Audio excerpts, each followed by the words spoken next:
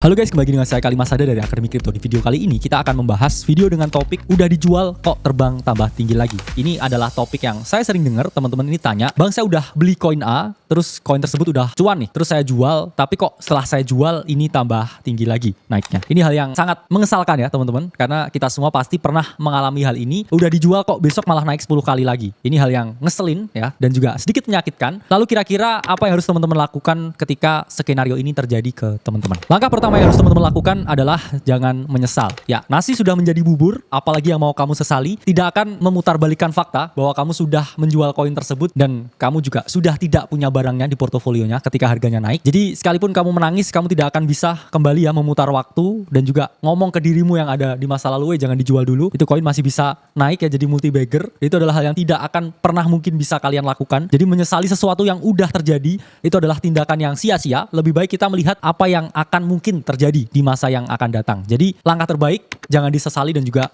move on. Kedua adalah hargai trading plan. Ketika teman-teman klik tombol buy dan akan membeli suatu project, ini teman-teman pasti sudah berpikir di mana saya harus menjualnya. Pasti teman-teman membuat sesuatu yang namanya trading plan, kapan teman-teman ini harus entry, di mana area invalidasinya ketika itu gagal, dan di mana area take profitnya ketika teman-teman berhasil trading plan-nya. Nah, ketika teman-teman udah buat trading plan-nya dan trading plan ini berhasil ya, target profitnya udah hit. Lalu kenapa teman-teman nyesel untuk menjual aset tersebut? Itu kan menunjukkan kalau teman-teman tidak konsisten atau inkonsisten dengan trading plan yang teman-teman miliki. Kalau memang saya beli di $1 dan saya target untuk jual di $2, ya sudah, ketika mencapai $2 ini udah waktunya untuk menjual. Tidak waktunya untuk menyesali ketika setelah teman-teman jual di $2 dia mungkin masih naik ke $3 atau $4. Karena teman-teman dari awal sudah buat trading plan-nya dan teman-teman harus respect trading plan-nya. Karena sekecil apapun profit itu jauh lebih baik daripada loss. Jadi tetap bersyukur dengan berapa banyak profit yang kita peroleh teman-teman. Karena bersyukur itu lebih baik daripada mengeluh, dan ya profit lebih baik daripada loss. Jadi jangan ngeluh, respect trading plan, dan tetap bersyukur seberapa besar pun profit yang teman-teman peroleh.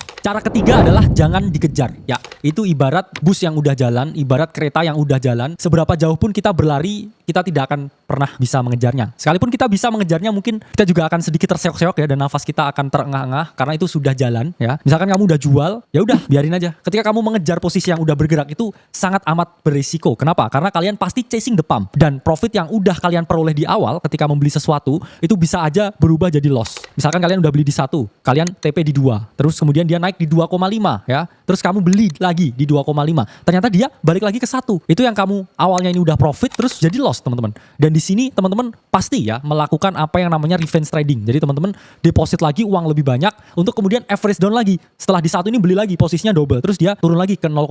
Itu teman-teman yang awalnya tadi untung kemudian malah jadi buntung ya. Awalnya udah untung, sekarang jadi rugi. Dan ketika teman-teman rugi ya, biasanya ada kecenderungan untuk terus menambah posisi, terus beli lagi sampai tokennya ini turun tambah lama, tambah jauh. Sehingga teman-teman harus respect deh trading plan-nya. Kira-kira saya ini mau jual di mana ketika teman-teman udah beli. Jangan sampai beli ya, udah bisa masuk tapi nggak bisa keluar ya. Itu adalah hal yang tidak boleh teman-teman lakukan. Jadi tahu kapan harus take profit, dan ya udah ya, ketika udah selesai take profit, syukuri profitnya. Ketika itu udah naik lagi, jangan dikejar lagi. Ada potensi turun, ada potensi retrace. Dan juga ketika teman-teman udah ngejar, gagal, ya udah jangan average down terus-menerus. Karena itu teman-teman bisa membuang profit, dan yang ada teman-teman justru memperoleh loss atau kerugian. Keempat adalah untuk antisipasi, teman-teman bisa gunakan moonback strategi. Jadi ini strategi yang berkali-kali kita udah ungkapkan ya teman-teman. Ketika naik 100%, better dijual 50%. Amankan dulu ya modalnya. Setelah modalnya ini berhasil teman-teman amankan, teman-teman udah bebas ya. Ini koinnya ini mau turun lagi ke 40% ya, ataukah ini tokennya mau naik 400% lagi, karena di situ teman-teman udah amanin modalnya. Jadi teman-teman riding free trade ya, yang teman-teman udah nggak peduli apakah ini mau untung ataukah mau rugi ya, karena teman-teman modalnya udah aman ya. Mau rugi bodo amat, besok pun mau naik 4 kali lipat pun juga syukur ya.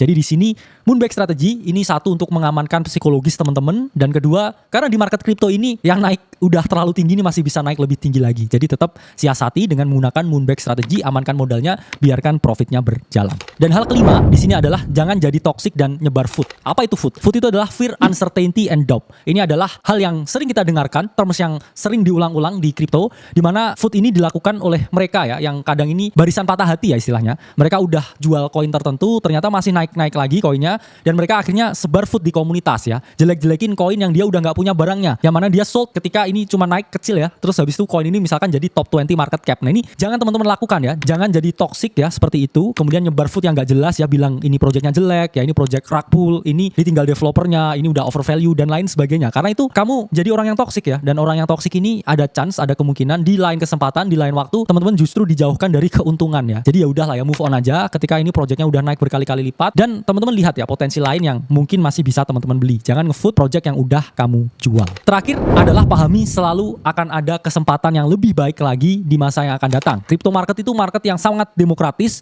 buka terus ya 24 jam, selalu ada naratif baru, cycle baru ya, project baru dan juga investor baru. Jadi nggak ada alasannya ya teman-teman yang udah missing out koin A ini bakal missing out lagi selanjutnya karena selalu ada potensi di koin B, koin C, koin D dan koin yang lain sebagainya. Bahkan ketika teman-teman udah sold ya koin yang A, mungkin cuma dapat profit dikit ya tadi ya, jangan ngefood, jangan stres ya, nggak bisa kamu sesali. Mungkin teman-teman bisa lihat alternatif di koin A ini apa. Misalkan koin A ini adalah koin di narasi artificial intelligence yang menggunakan marketplace AI misalkan untuk mempertemukan pihak yang membutuhkan AI dengan pihak yang bisa menyediakan computing powernya AI. Di sini teman-teman lihat ya, tengok project-project lain yang mungkin kapitalisasi pasarnya masih lebih kecil ya, diamonds in the rough ya, hidden gems yang mirip dengan token A ya. Dan di sini teman-teman bisa berinvestasi di token B dengan harapan ya ini bisa mengikuti jejak langkah dari koin A ini. Jadi ketika teman-teman udah kelewatan ya versi yang originalnya, teman-teman bisa dapetin versi Walmartnya yang mana keuntungan di market crypto itu sangat tidak terbatas asalkan kita tahu dan bisa memanage risikonya.